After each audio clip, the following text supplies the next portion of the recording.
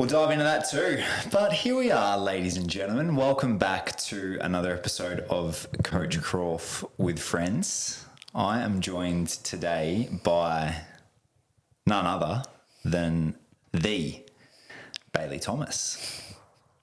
And firstly, I want to welcome you back. It's been a few weeks since we have recorded a podcast. There's been so many beautiful things happening in my life. And I'm a married man.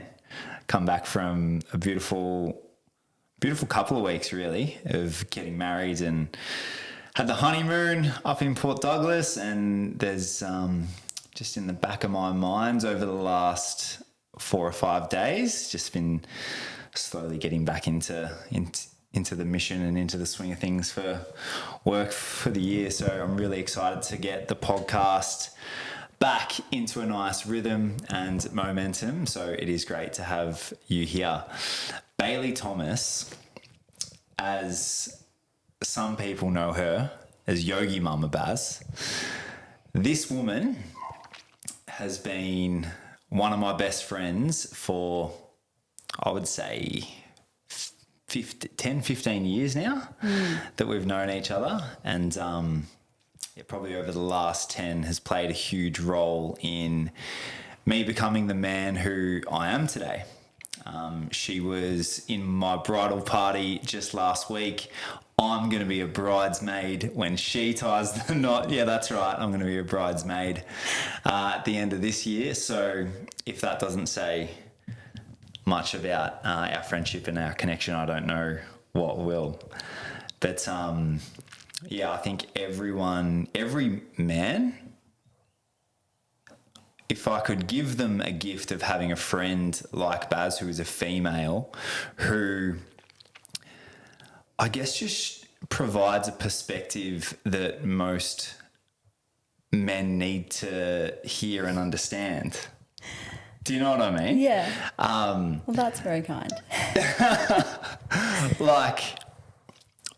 I go back to, when I was 23, 24, 25, just like figuring myself out and figuring the world out and understanding a different lens from the view of a woman. And maybe as a young man, just like needed to hear a lot of that wisdom. I'll let Baz talk for herself, but in this episode, you will be invited into my world. You'll be invited into the wisdom that this woman holds, and we'll have a conversation to hopefully showcase, I guess, why this woman is a huge part of my life. And there's so much wisdom that you guys are about to get drenched in. So, Baz, welcome to the show. This is Coach Croft for Friends, and it is great to have you here. Thank you so much. What an intro. That was a 4-minute intro. That was massive. No, thank you so much for having me. I am honoured to be on Coach Croft with Friends. So good to have you here. What would you say to the intro? I would say, well, first of all, that is a beautiful perspective to have that reflected back to me. I hope that the other wonderful friends that we have feel the same. I just have to say that you bring so much to my life as well. I feel like similarly, when I get sort of caught up in the nuances of life and sort of bring maybe that overthinking or just not super intuitive, confident perspective to things, like you are that sort of voice of reason, and you really just I think bring me back to a place where all of the noise can just move away. And I think also, obviously, you going into the breathwork journey and us sort of walking that path has been, just keeping me connected to the holistic space, that personal growth space. And I don't think I would have gotten through so many of the challenges of being in our 20s had I not been able to ring you up from wherever and just have one of my little moments. So I'm very grateful for that as well. I'm sure it's not an easy job. No, it's a fun one though. God. Baz, what do we need to know about what do we need to know about your story that's led you to exude the wisdom and the burst of energy and fun and love that you have? What's led you to the woman that you are today? Big question. One, I feel like I haven't properly sat back and sort of reflected on completely. I mean, I know parts of it, but I guess, we can go deep here. Let's go, yeah. Yeah, let's go deep. You don't need to be anywhere, do you? No, we've got time. Nice. Where did it begin? I think when I moved overseas for the first time, when I moved over to Canada to do a couple of ski seasons, like my world just changed so much. Like I think when you turn 20, your world changes a lot. But yeah, I think I really tapped into a version of self that I hadn't really known existed. And I think that was just like the first taste of true like authenticity for me. And I think I connected with all these new people who only knew me as like this really authentic like version. You know, you can kind of be whoever you want to be when you move overseas. Like you sort of shed all of these perceptions and layers that you carry around with all the people that you've known sort of for a really long time. Yeah, it's as though you don't have to put on the mask of how people know you. Yeah, I think, I can't remember the exact quote, but I heard something recently about like the people will always see you in the way, well, you can see how people perceive you, like based on like how I'm not doing a very good job of this, but Yeah. No, I get what you're saying. basically like they mirror back to you the way that they will perceive you. Yes. So Yep. in some And ways, the way that keeps their story of you safe. Yeah. And the way that keeps them safe. yes, and it's Yeah. like it's not coming from a bad place. It's just how it works, I think. I think it's the way like human psychology works. I it's how feel when we put these labels on people, like it helps us make sense. of our reality. Yeah, Yeah, it's exactly. like you fit into my life. Yeah. In that way. Yeah. Yeah. And I think like I love all the people that have been in my life from day dot. I have so many wonderful friends that I've grown up with and I'm still so close with today. But I think you can kind of only exist within the limitations of that community. So I think when I moved away, I was able to sort of branch out beyond that. And that was such an incredible experience. And I met my now fiance and like made so many of the incredible friends that I have in my life today. And then I think when I came back to live in Australia, I had this huge like identity crisis where I was like, how the hell am I going to sort of be back where I was before I left? And this is probably something that people can relate to if you've ever moved away or been on a massive experience and you change so much and you come back, and I think there's a lot of expectations that you're still the same person that you were.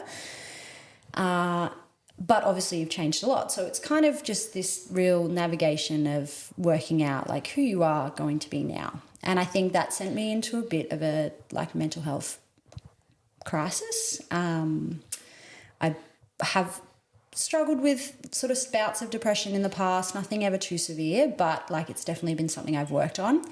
But I think in this particular case, it was probably one of the harder challenges or challenging times that I've been through. So that's when I really first dove into like seeing a psychologist and working into some proper like holistic therapies to sort of alleviate some of that crisis that I was in.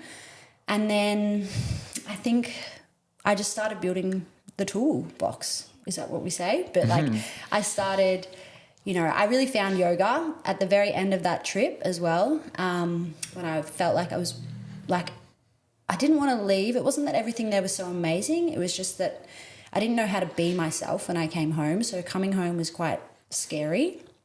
But when I was there, like I was still having a pretty hard time. Like, the wages over there are quite low. So money was, there's a pressure of earning money and that you're moving between different places, and so you're constantly trying to create a new community and build new connections, and that can be really hard as well.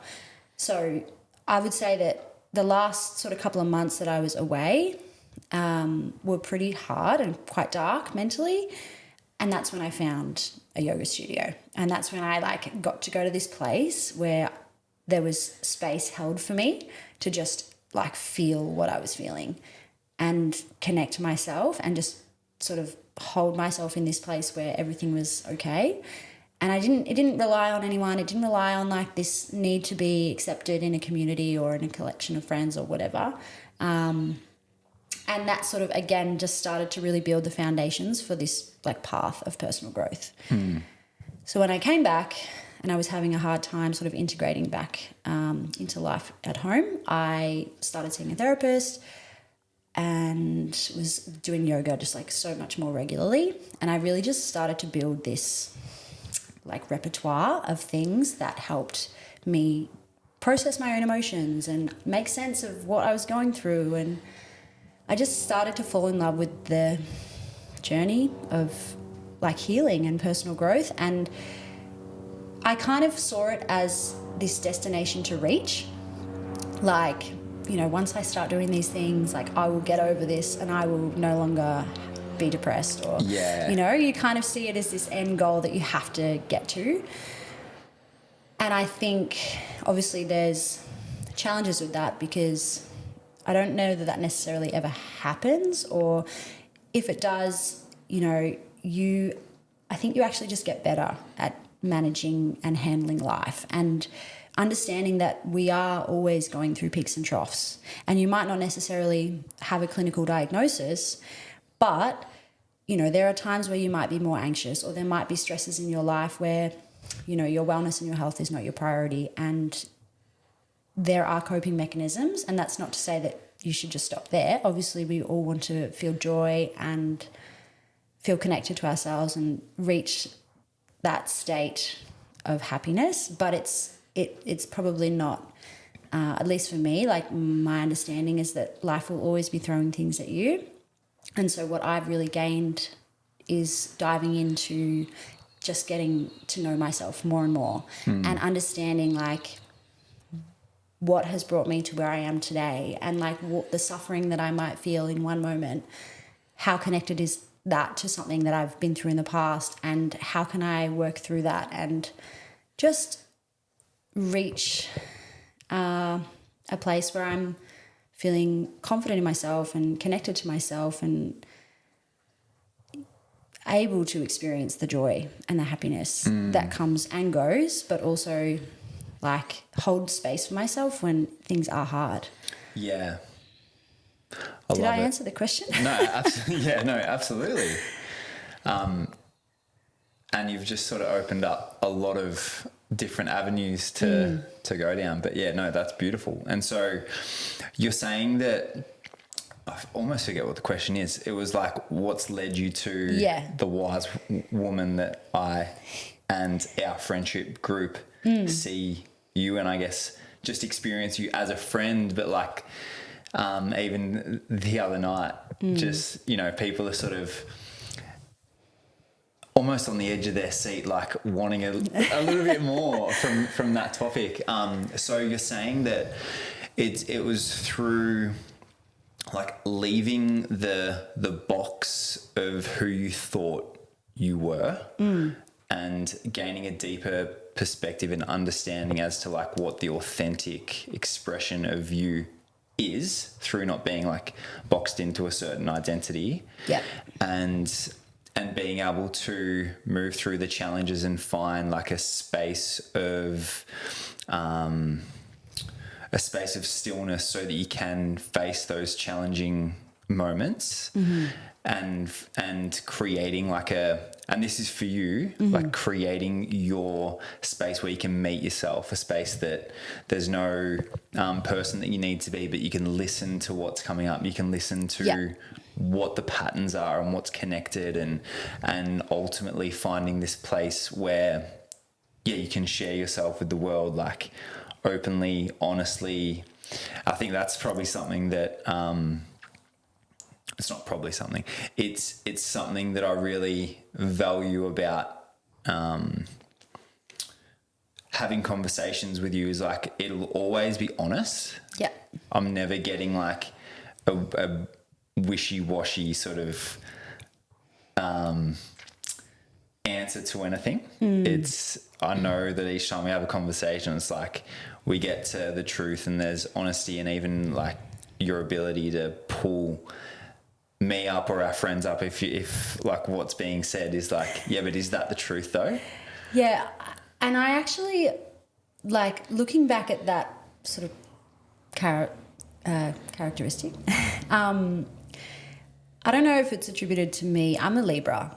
So I'm a Libra sun and a Libra, like, rising, if that means anything to anyone. But, like, even just noticing in, my relationship with my partner and friends, like, when there is something unsaid, like, I physically feel, like, a response in my body. Like, my nervous system genuinely can't handle, like, ambiguity or sort of, the lack of transparency. Like, even if it is a harder conversation to have, like, I just can relax so much more if I have the conversation.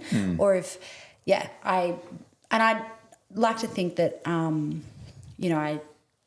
kind of self-aware, so I try and, make sure I'm not going to, I just want to be a bull in a china shop. But I think when it comes to, especially friends and relationships, like, that honest, open communication, like, we're going to have such a better experience if we can just be honest and understand each other and connect. I think it's so universal in, like, any relationship is what causes friction and ultimately, like, friendships to have that, like, unspoken word where there's not Conflict. that depth, or there's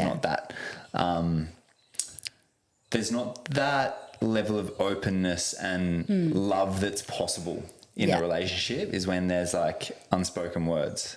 So ultimately, I think in any relationship, like, the truth is actually needed, and the quicker that you get there, it's like you've just not said something to this person who's like one of your fucking best friends for 6 months that you've been wanting to say. Yep. So, like, can we not stop wasting time? today? Let's get there. Yeah, no, exactly. And one, sort of, to go back to your previous question as, like, how I ended up here on this path, I remember, like, when I was going through a really hard time and I could look around and I was like, thinking that this was just something that I was going through. I think when you are having a challenging time with your mental health, you often think that you're alone in that experience because we don't often talk about it, and, there's many reasons for that. But I remember sort of just being like, I've got to find, like, the answers to all these things so that I'll then know how to sort of go about my day and my life. And I remember sort of doing a lot of therapy and getting through a lot of the quote unquote work, and sort of got here, and not that I'm by any means done. There's an endless life, to dedicate towards healing and, empowerment, enlightenment, sorry. But I remember thinking, like, I thought everyone knew this stuff. I thought that I was just the one that was behind. And that's why I was, like, doing all this work to try and, like, get up and get on top of it and, like, catch up with everybody. And then I realized that, like, so many people around me are hurting.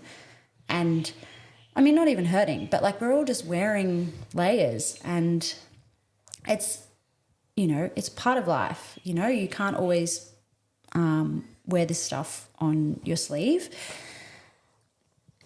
And it's a balance, for sure. But I just sort of got to this place that I would say I'm in now, where I'm feeling pretty good generally. And I feel like the more I learn about myself and the more work I do on myself, like, the better things become from a place where they're already pretty good. So I think if I look at it, there was a time where I felt like I was in a bit of a deficit and I was trying to get back to, like, balance. Whereas now I'm sort of, like, in the, the other side of that spectrum, where I might have to do some really confronting, like, difficult work in therapy or in a specific practice that's quite confrontational, and it might be emotional for me at the time, but the payoff is so amazing because I'm, like, life is just getting better and better. Yeah. So that's when I started to look at doing my yoga teacher training, because I was like, I've got so much from this practice and I would love more people to experience what I've experienced from it and bring people along for the journey.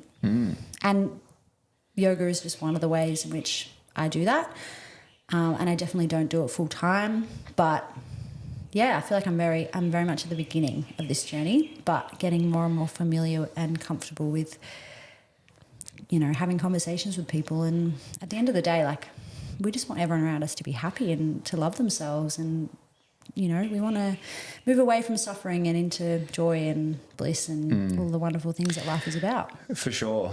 And yeah, I think it's beautiful to want to share that, you know, in a side hustle or a business, or make it your own thing. But if that's not being done, like, with your family and with your friends and, like, the people who are actually, like, super close to you, like, what are we doing? Do you know what I mean? Yeah. Like, you know, I think of a time when I was just trying to help everyone else in my business, and, like, you know, I've got all these amazing tools, I just want to share them with, like, people, and I just want to help people. And, like, there was a period where, well, I actually wasn't helping myself. I wasn't helping, like, my own relationship, or, like, my relationship with my parents or my brother and sister, or, like, my friends. And the more I've actually lent into being the best version of me in my life, like in my intimate circle, that it enables me to, like, help clients, for example, more authentically, and, like, just as an extension of what I'm usually doing in my everyday life. For you, from your perspective, for someone to create change, what's the bridge? Yeah, I think...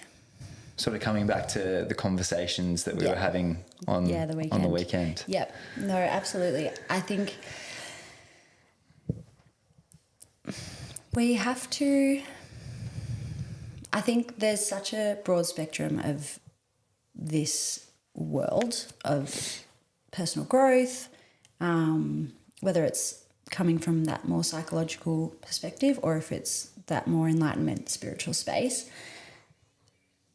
It's kind of all in the same, like, little sphere. But I think it's just about finding, like, what connects you to that. And for me, like, there's a gateway, right? Like, for you, I think you can correct me if I'm wrong, but your sort of path, or your bridge, so to speak, was breath work. Like, we'd kind of always been interested in a few more holistic views. Like, I know we were probably sharing similar books, and, like, we were opening that door. But I think breathwork was what sort of really put you on the path. And for me, it was yoga. But before I started... I want to dissect this. Okay. So what did that feel like for you? Like, what is the gateway? Like, for someone, and just going back on your story, it was like you're in a rough time. You're experiencing, like, a challenge with your mental health. Yeah. And so you were, like, after something to... Yeah, I can take you back there. Yeah, let's go. I reckon, I think at the time that sort of, and I will be fully transparent, I'm a very open book, but I think a lot of the core challenges that I've had with my mental ill health has really stemmed from, like, low self-worth and not feeling good about myself and not feeling good enough. Like, I am not enough that is the story in my subconscious, which I've worked through a lot, and it doesn't necessarily have the chokehold that it used to, but everything kind of comes from that place. Yeah. And how does that look? How does that show up? So I think when I was in Canada for the last few months and I was not in the best place, I just felt like I couldn't connect with anyone. No one wanted me around. I felt like a burden on my relationship. Just those types of stories that you tell yourself. Yeah. And I think when I went into that yoga studio, she must have given me like an affirmation card, like at the end. They often would put them out on the mats, like when you do your Shavasana and you're lying in your resting pose, and then at the end you sort of wake up and you found this little like affirmation card. And I think I was kept receiving like just these messages that were like, you are enough and like you are loved. Like it's okay to feel the way you are. I can't obviously remember exactly what they said, but they were messages of love. And it was just like someone was tapping into the wound that I had been carrying without having to say a single thing. And there was this, I started to feel supported and heard and held and safe and valued and all these things that I was really struggling to find elsewhere. And then I started, going back more and more. And then it wasn't just the affirmation card at the end. It was me sort of tapping into the language that the teacher would be using and the way that they would talk about your connection to your body and sort of that subconscious relationship that you have. And because yoga is obviously like quite a physical experience, but it's, for me personally, it's a more of a mental experience. And it is really a place where you can go and feel held and safe and nurtured. And sometimes like in a Shavasana, like I've been super emotional, and I know that that's something that happens often in classes. It's like you really get this place where you can express or like release. And you do that through the movements, but you also do that through a lot of the meditation and the breath work. And I think for me, it started sort of tapping into something. So I just kept going back because it was the only place I felt like I could really start to have those feelings and thoughts come in a way that would allow me to sort of let them sit there without them sort of attacking me. Like I think often when you're in a really challenging place mentally, like your thoughts will spiral and it will just sort of really start to overwhelm you. But I think in yoga you learn that your thoughts, like you can just start to observe them rather than allowing them to necessarily do that. Bang. Which is, so that's obviously something that you've learnt in your repertoire. That's it. And so instead of allowing these thoughts to like create suffering in your experience, Yeah. then you've learnt something in your repertoire that is building your capacity to, when those thoughts come in, understand them and understand that, well, I don't necessarily need to attach to that to create more suffering. Yeah. You can observe it and You allow do. it to pass on. And often it's met with this sort of like subsequent statement or affirmation that, you might set an intention at the end of the class, like I'm doing my best and that's enough or something. So when you are having a moment maybe later that some of this negative self-talk or these stories that we tell ourselves, like they do obviously find their way to creep in, like you can just gently remind yourself like, actually, that's okay. Like in this moment, maybe that is true, but in this moment, like I am okay. Like everything's going to be fine. And like I am worthy and safe and loved. And right now in this moment, like just take a deep breath and go back to our practice. And that's personally sort of, that was my bridge, so to speak. And then I just wanted more and more. And also I think the bridge for me, and I'd be remiss if I didn't say this, but because I was probably in a state of like, crisis is the wrong word, but like I was feeling quite low and felt like I needed help, like seeing a therapist to sort of remedy that. I think yoga is like the more like, it's what you add to the repertoire to build the tools that you would manage your mental health like on a day-to-day basis. Whereas I think like some people would often go to therapy if they're in that place where they're in a bad place and they need support. So I definitely was doing that at the same time. And just talking. Like for me, like I said, there's nothing that can be unsaid. Like I have to physically say the things that are on my mind or journal them or put them somewhere, because if they stay internal, like I will combust. I will. Fuck, we don't want that. No, we don't. So think that's how we got here. Yeah. And it's, you know, it's been a long, windy journey throughout that experience, and there's been so much more to it. Obviously, it can't really be simplified in an hour, but in a general sense, that's kind of the process. So then, if someone was to be experiencing a low, or they were suffering, it'd be like find your bridge, find your gateway. Yeah. I actually read this book once. I can't remember the name of it. Every time I try to remember the name of it, I always get stumped because it sounds like The Power of Now, but it's not. It's like this other one that's not as popular as that one. But I remember in that book they speak about like this. I think this was in the context of anxiety, but like this suffering that we have, it's almost like an invitation to your like highest and best self, because you will be prompted to heal or to like start looking into maybe where this is coming from. And I think, we often view these parts of our life and our mental health as this real burden, and it can be obviously incredibly challenging, and it can really be quite a difficult experience for so many people. But it can also be the mirror that we need to start to deal with some of the things that we live with day to day. And I used to be very frustrated that like I would have so much like anxiety, or you know, that I would be in such a low place, and I'd be so disappointed and angry at myself for feeling that way. But now, like, I'm so grateful that I've been on this journey, and like, I know it's not always easy, but I do really look at it in a different light, and I'm able to sort of see what I've gained from having to work through the things that I have. And I feel super grateful for that. Yeah. No, I think it's such a great way to look at it. Like, what's the alternative?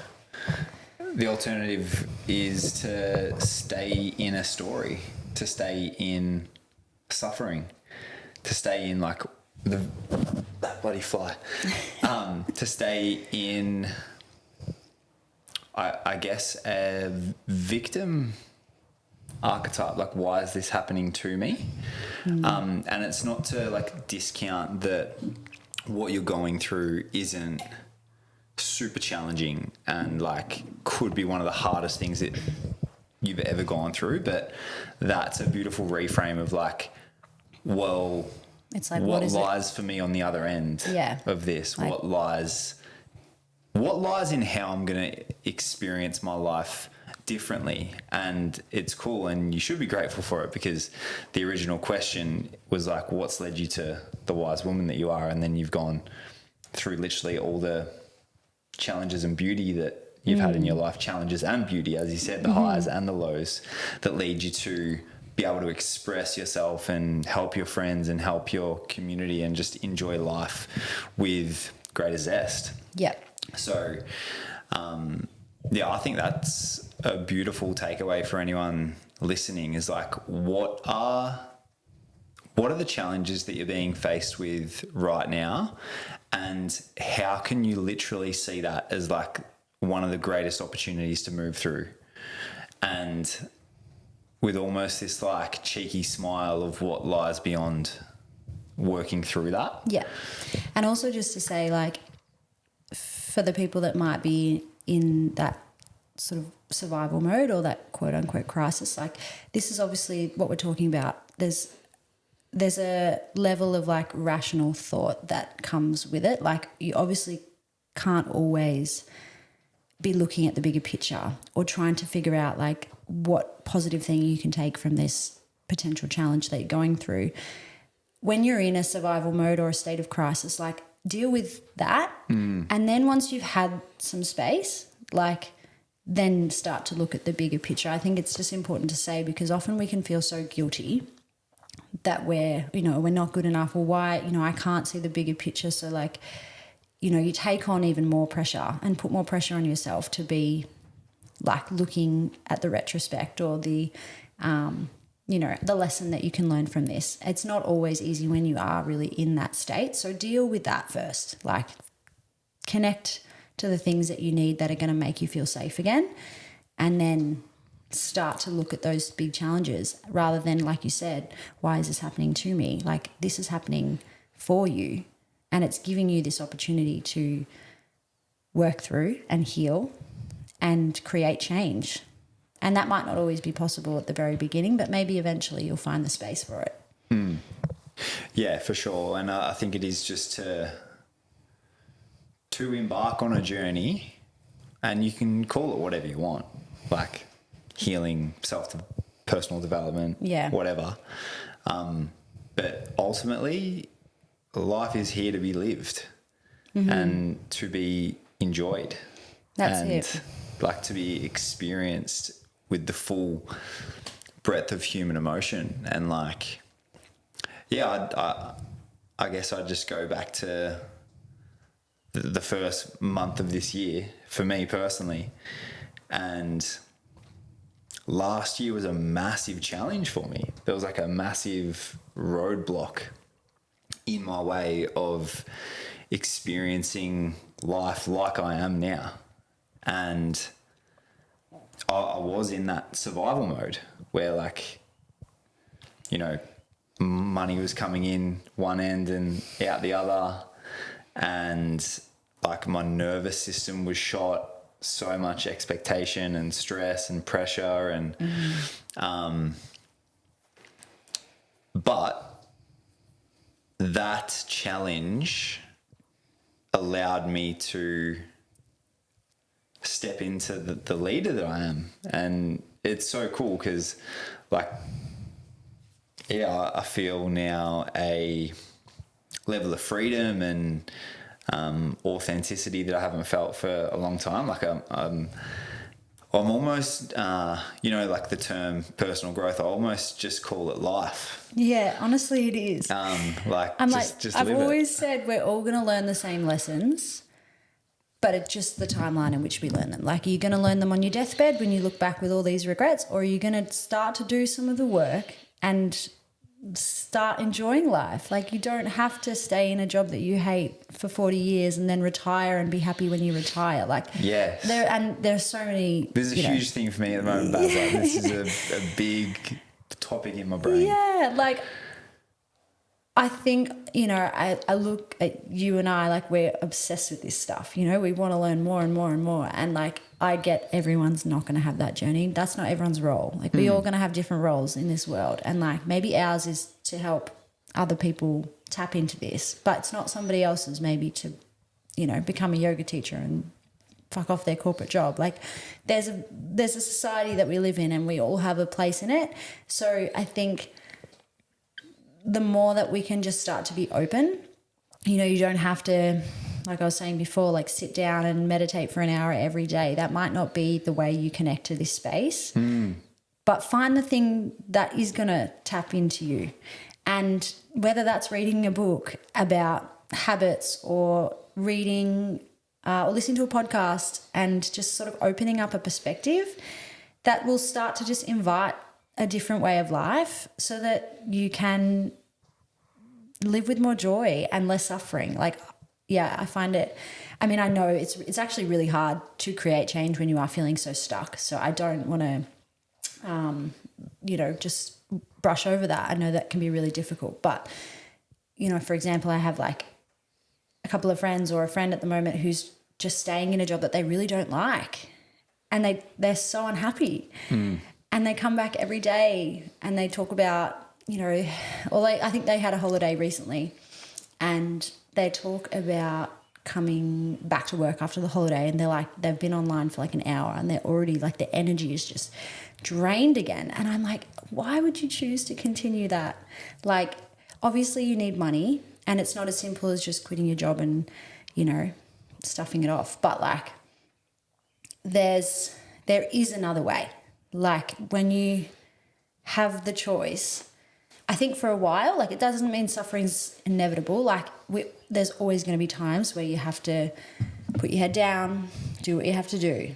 But if this is becoming this chronic sort of like strain on your life, and it starts to, like, it's like a little like an illness, like it comes into every part of your life. Like, you're not you, because you can't show up in the right way or the same way or an authentic way in your relationships. And so then that takes a toll on the people around you, like your family and your friends. Like, people want you to be you, and you can't really do that when you are sort of carrying all of these things over you.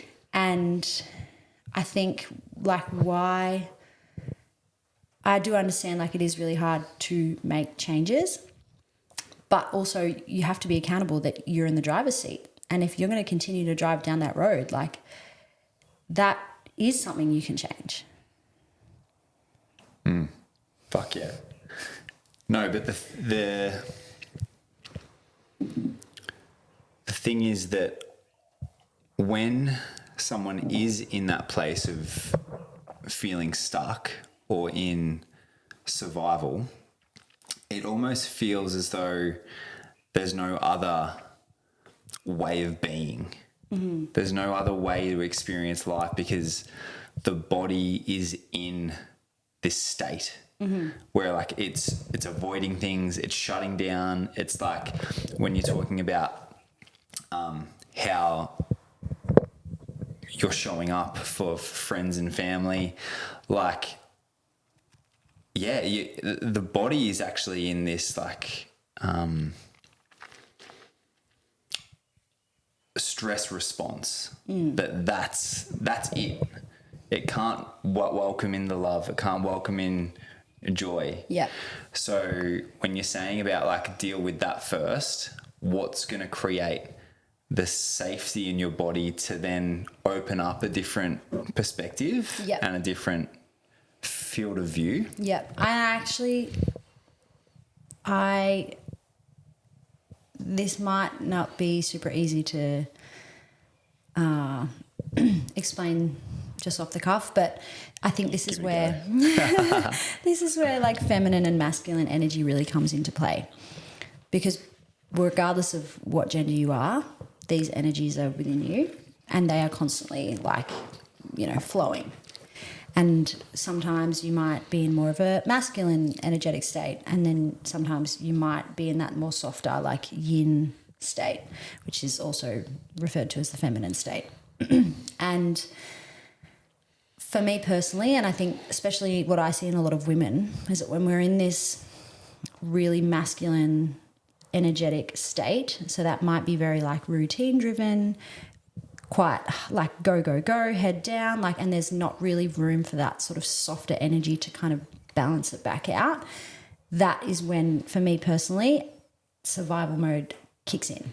When you're in that drive? Yeah, when I'm constant, like, not when I'm in it, but just when I'm constantly in it. Right. So it's like, I mean, I know, like, I'm a very emotional person, so often I'm potentially in my feminine energy quite a lot, sometimes probably too much, and maybe need the kick of masculine energy to really get things done. Yeah. But when that's the only state. Yes. Yeah. So, and I think it's quite interesting, obviously, when my partner, who is a man. Shout out to the Wiz. This is a really good example, actually, because he is a runner.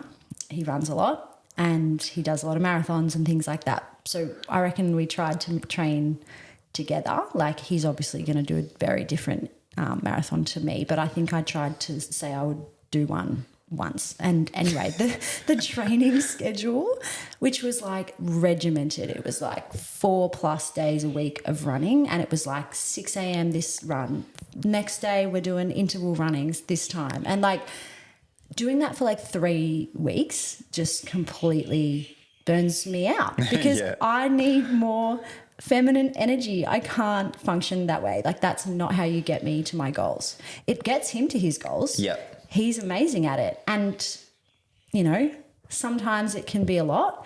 But for me personally, if I want to get somewhere, or if I want to achieve something, or if I'm working towards something, like I have to really balance that with the soft energy as well. Because yes, you need to like do the hard yards, do the hard time, get to where you want to be. Like nothing comes easy, but at the same time, you've also got to like sit in trust and like slow, like soft energy that will like allow that creativity, because it's very connected to that creative part of you. So like the emotional part of you as well, like it's all very connected to feminine energy. And if you're not in a state where you can like release emotions or think, like you won't have any good ideas. That's just why like I think artists and stuff, like they obviously have very like free flowing lifestyles, because they actually need it, because they won't be creative if they are going to go and work a 9 to 5 job. Yeah. It's not possible. Yeah, and that's such an interesting point, because we've been led to believe that the way to do life and the way to earn money and the way to like be successful is to like hustle and grind and work the 9 to 5. Whereas like, yeah, that's great for some of the population. Yeah. But it's also completely the opposite for the other people. Yeah. And so those other people who are trying to fit a circle in a square box and like, this is how I have to do life and this is how I have to be successful. But when I do that, I get burnt out and my nervous system's shot and I'm not living life the way that I'm destined to live. Yeah. I think this is who we're sort of talking to. Yeah, here. for sure. Absolutely. Because there's also people who are like, I don't need to become more self-aware. Like I'm good. My life's just good, and that's cool. Yeah. Maybe that's not who we're talking to. But I know that there's a lot of people listening to this podcast, and there's a lot of our friends. There's a lot of people in our community that think that life has to be a certain way because that's the narrative that's been told. And yeah, I'm coming to a greater embodiment. I'm coming to a greater understanding that life is actually up to you to decide how it's going to go. Yep. And I'll give a little interesting perspective on my last year. Yeah, please. So I was working in a 9 to 5 Monday to Friday job, and I've probably worked in like 3 corporate roles since I left university, and they've all been 9 to 5. And I think I get to this like point where like something just doesn't feel right. And so I've moved on to the next one, and like I've always kind of thought it was the job, and in some cases it probably was a misalignment. But then I had this moment like maybe a year and a half ago where I was like, this job that I have now, like this is the last person I'm going to work for. I just don't think I'm destined to be working for someone else, because I'm a super hard worker. But when it's not the right thing, like it doesn't matter how much you put into something, it never gets received in the right way. And so I think for me, that was what sort of made me realize like maybe I should start looking at working for myself. And that's what I did. I left my 9 to 5, started teaching more yoga, started doing some freelance work, and what else? Can't remember, something else. Anyway, a bit of an eclectic, like multiple income stream type situation. And it was so interesting that when I had all the time in the world, like how much my nervous system was stuck in this constant need for that routine and that 9 to 5 again. It was like I was, because that's how it's always been. That's how it's always been done. Like I was even like I'd set up my days the exact same way. Like I'd wake up and I'd get my laptop out, and by 9 a.m. I'm like doing work. I'm working for myself, but it's like the same thing. Like you're working 9 to 5, which is quite a challenge. Like I think obviously you kind of feel pulled back into that state because it's all you've ever known. But it instantly like it didn't work with what I was trying to achieve and the different things that I was trying to do. So it was a very interesting to see, like it was a very interesting experience to see like how my sort of body, like almost needed that routine. But then at the same time, because of that, I wasn't able to go into the sort of more creative work that I was aiming to do. So it was a real paradox. It's real common, I think, for a lot of people who want to start their own thing. Yeah. They go into it thinking, oh, I want more creativity, more freedom, more impact. And then after 6 months or a year, they've built themselves a prison of like structure and routine, and actually instead of working 40 hours a week, they're now working 60 Yeah. and always on. Yeah, and you make half as much, if not as Yeah. any money, Yeah. because you're not, like, you're paying yourself. So, yeah, all of those little things that help build the systems, you know, there's no one, like, it's not necessarily the paid work, quote unquote. So, yeah, it was a crazy year. It was a crazy year. But again, like, I remember going through what I was going through last year, and I even, like, was on the phone crying to you, just like wishing it was a different way. I was like, God, like, I wanted this so bad, and now I'm here, and this sucks, and it's so hard, and like, what the fuck? Like, maybe I should just go and get a bloody full-time job again. Like, this is crazy. And then What was it like though? Like, what was... Because that would have been, 4 months or so Yeah. of like transitionary period. it honestly, the best way I can describe it is Groundhog Day. Yep. Every day I'd wake up and I'd be like, I've got things to do, but it's like there weren't active projects, or it just felt like the weekend and the day, the weekends and the weekdays could have been the exact same, because like I'm doing the work anyway, and like it just never felt like I clocked off, and it was like this constant, like I was making myself busy, but there wasn't actually like anything really there yet. Like I had a little bit, and I would, you know, had some coaching like sessions, and I had yoga, but there was so much time that was just like me trying to make it work. And it just felt like I was stranded. I remember saying to you, I feel like the world is moving around me, like time is moving on, and I am stuck on this stranded island alone, and everyone's going that way and I'm stuck here. And it was debilitating, like, and just not really knowing the way out either. But I remember thinking to myself, like, Bailey, nothing changes if nothing changes. Like, you have to move a chess piece here. Like, we're not going anywhere with the way things are going. So like, even if it's like, you know, shutting down this, or like, you know, it's just, I feel like when you work, well, you have your own business, like you're constantly just like throwing stuff at the wall to see what sticks. So it's okay to be experimenting, and it's okay for something to not work out and to be like pivoting onto the next thing. But I do remember that feeling where I'm like, nothing will change. You will stay in this place if you don't actually change anything. Like, it's not going to get better externally. Yeah. That was the thing. It was like, you know, I was kind of always waiting for like that massive client to come through, and I'd be like, oh, Wispy, don't worry, babe. Like, we finally got some income. And it just would, like, it doesn't happen that way. Like, there's so much to be said. So what happened? Because there was a massive shift that occurred like pretty quickly, I would say. Yep.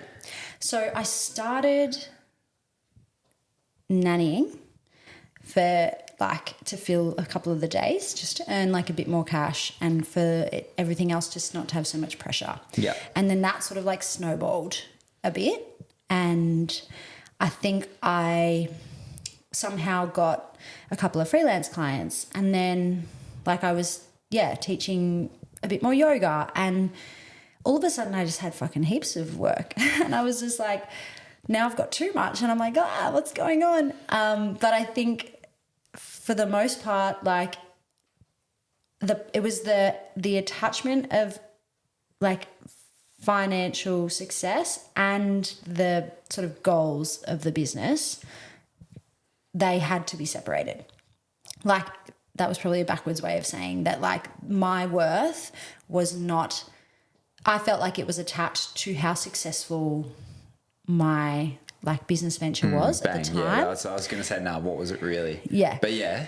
And so you were attaching your worth to how well your endeavor, the outcome of your endeavor was going. Yeah. Yeah. So I think because I was able to make money elsewhere, because a lot of the work that I was doing, like I think when you freelancing, you're often sort of doing a little bit of like, I don't know, kind of, you got to do some like case study projects and things like that. So I was doing stuff. It just wasn't necessarily like making heaps of money.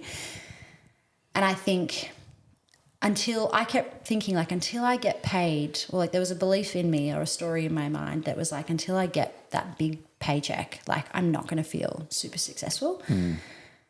And then I think when you sort of took the money out of it and it became like more about like the impact that I was having rather than it needing to sort of get me out of survival mode, that was when it really shifted. It was like separating these two parts of my life. Yep.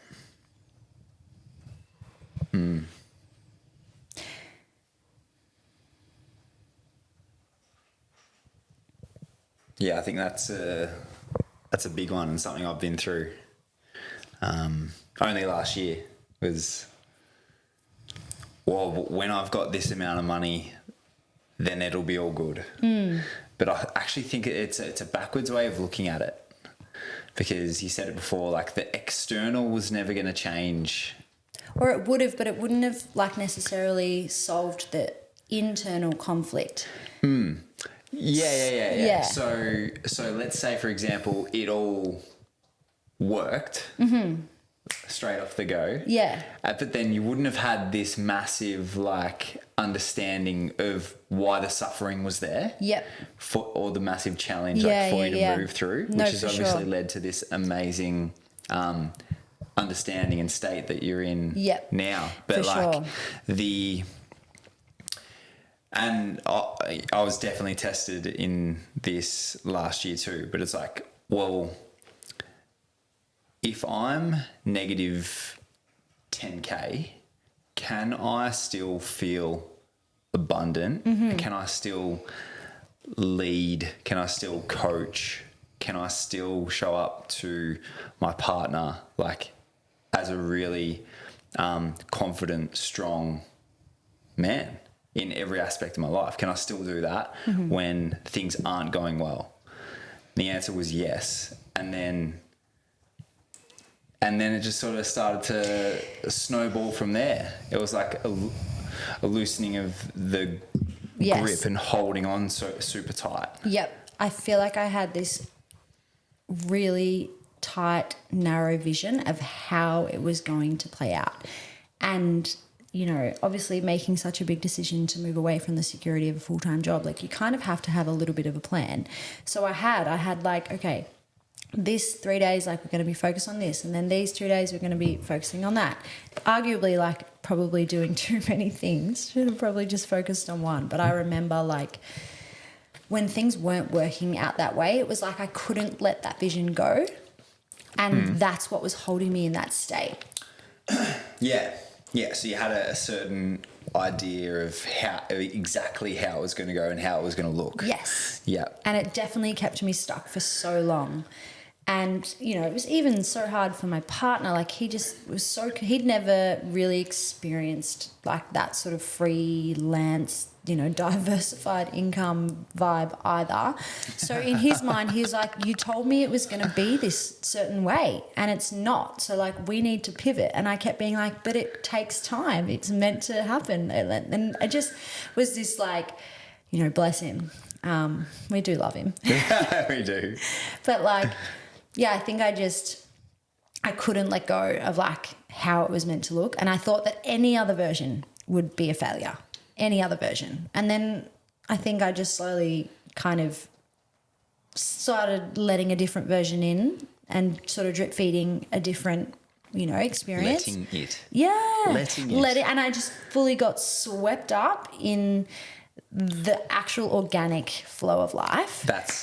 Isn't that such a cheat code? Yeah, honestly. And I remember because I feel like people tell you when you're, doing something like this, like, just surrender like to the process. And I remember being like, I'm fucking trying.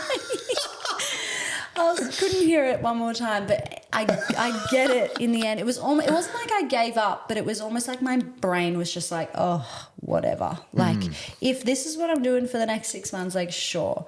And then I think because of that, just this huge energy shift, like you said, and you don't have to fully understand or fully believe in energy and the way it works, but it exists. And when there's a change, you notice it.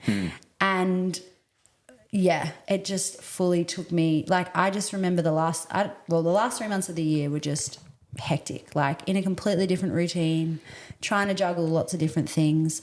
And I didn't really even have the time to stop and reflect and think of like, okay, where are we at now? I feel like I had so much time at the beginning to like strategize and to like plan and to sort of look at the big picture and to like have this beautiful vision. Whereas when you get swept up in it, you don't have time for that stuff. You kind of just go with the flow.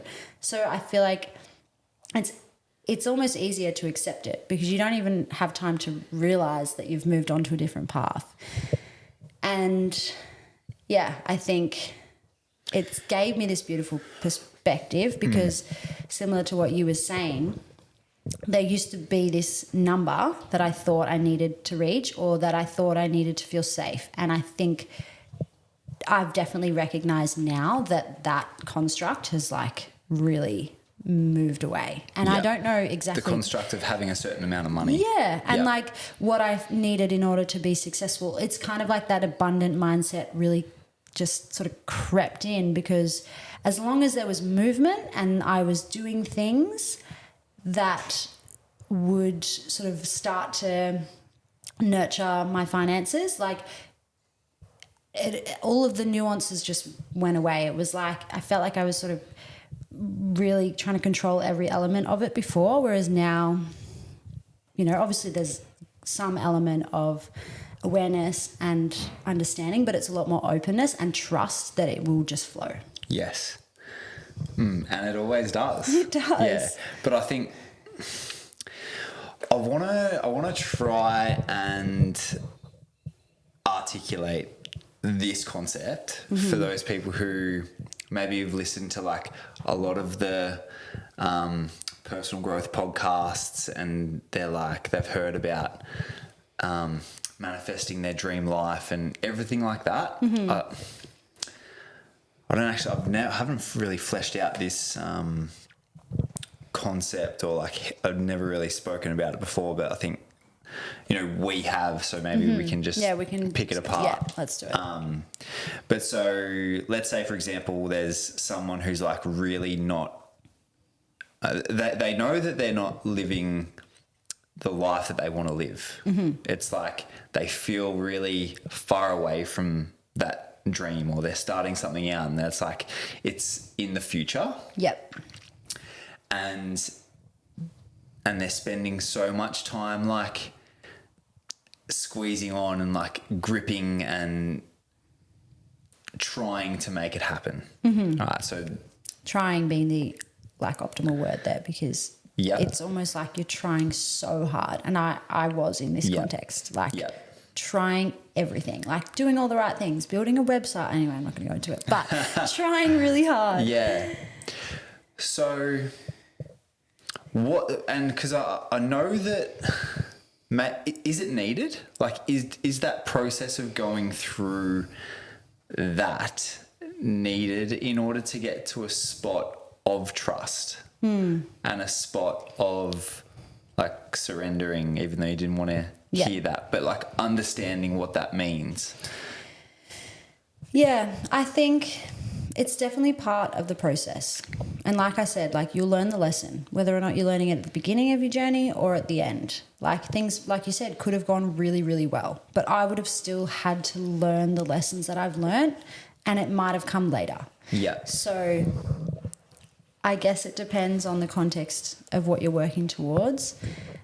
And I think sometimes we end up where we want to be without even realizing it, because we might not have the capacity to be really trying or focusing on those goals straight away. So, yeah, I'm not sure. Yeah, I think just on what you just said, I think maybe you do have to go through it.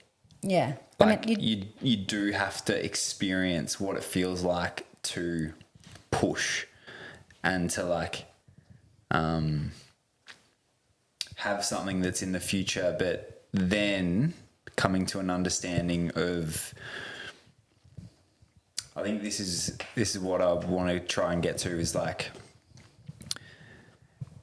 that thing in the future, whether it's your dream business or your dream job or a certain amount of money, when you get there and internally you're still not present and you're still not able to like connect with your partner, or you're still not able to like sit around the dinner table and like just be there, and you're actually not getting just swept up in the rhythm and seasons and pace of just your natural life, and you're working so hard against that to get to the future. I think I'm making sense. Yeah, you are. I think, like, if you weren't to learn this lesson, you will constantly, like, the goalposts will move. Yeah. Like, you will be when constantly... you get there, you're still not content. Yes. Yeah, So, exactly. Can you be content now? And what area of your life is out of alignment? Yeah. I think that's a massive thing. Yes. Like, what is the dream version of yourself? Like, whether it's the job or the business or a certain amount of money, whatever it is, the relationship. Can you be in that state today? Can you be in that state now, even without it not being there? Yeah. And it might not be that the whole dream hasn't come to fruition. It might just be like, you know, how can you, like, if you were to have reached that goal, you know, how would your life look, and what would the feeling that you wake up to every day be like? Okay, so what in your current life can you connect to that same feeling, and how can you feel that now? Yeah. Because then that will start to create the same, you're almost like in the same place. Like you're energetically in the same place because the feeling is the same. So you're experiencing the same feeling as you would. Yeah, if you were had there. achieved X, Y, Z. And I think that is what will start to bring that feeling of contentment and allow you to really accept and love the parts of your life at that present moment, which will then start to create that feeling of surrender, and you won't be trying to change things all the time, and then it will just have that flow-on effect from there. Full stop. Yeah. Yeah.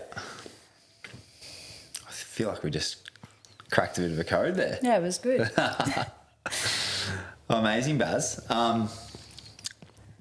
I feel quite complete there. We've been speaking for an hour and 10. Yeah. Almost. Nice.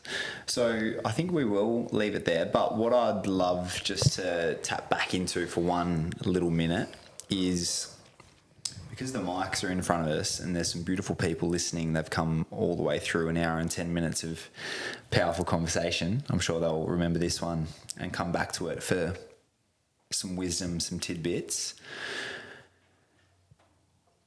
If you were to have this microphone and be sharing a message with just like one person to help them create some change or leave one bit of wisdom based off the conversation that we've just had, what would it be?